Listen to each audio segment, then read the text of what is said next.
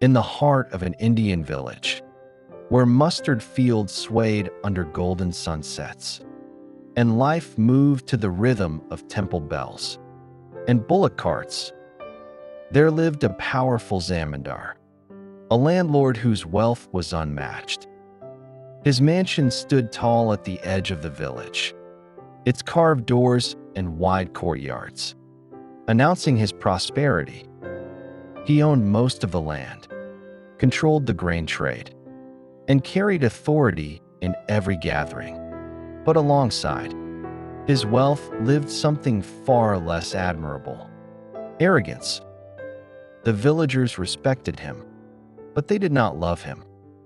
Unlike her husband, the Zamindar's wife was known for her gentle heart, but her kindness could not always soften her husband's pride.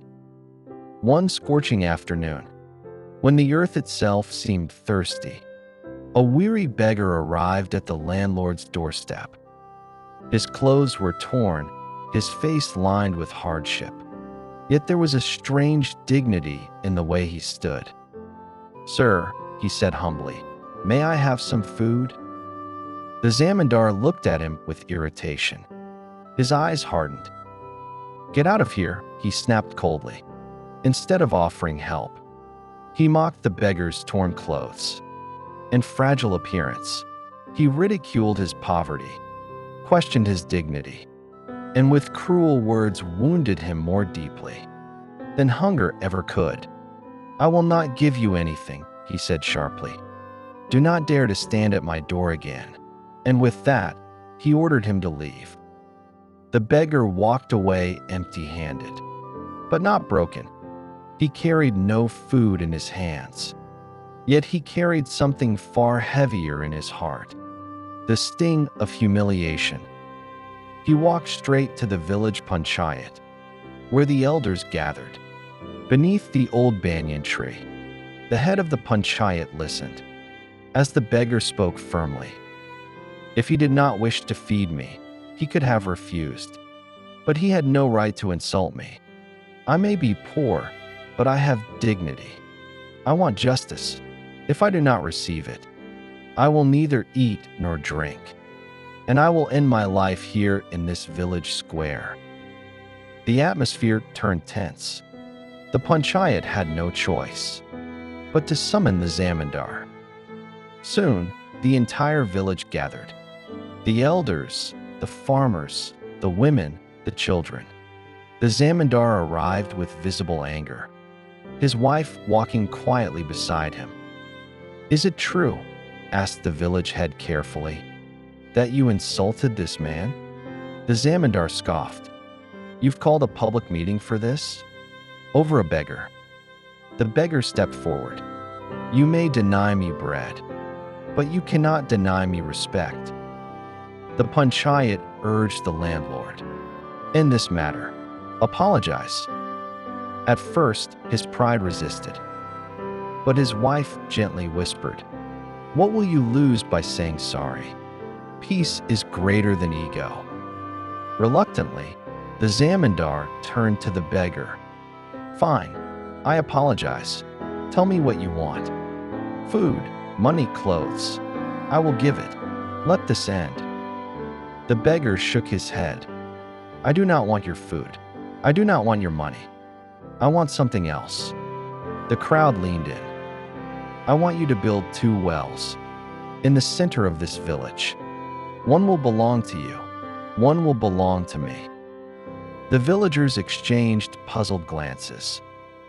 The Zamindar laughed mockingly. "A well? For you?" "Yes," the beggar replied calmly.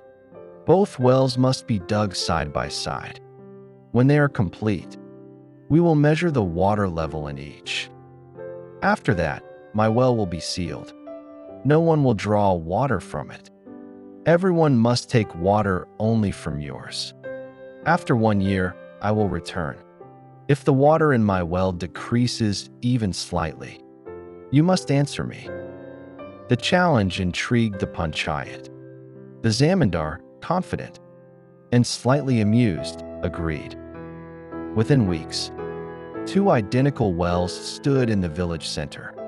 On the inauguration day, the water levels were measured, both equal, both abundant. At the beggar's request, his well was tightly covered and sealed.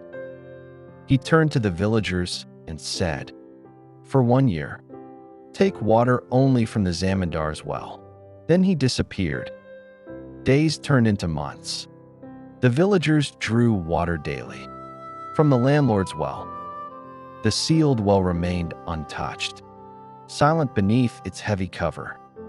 Nearly a year later, the beggar returned. Shock spread across the village. No one had truly believed he would come back. Once again, the crowd gathered.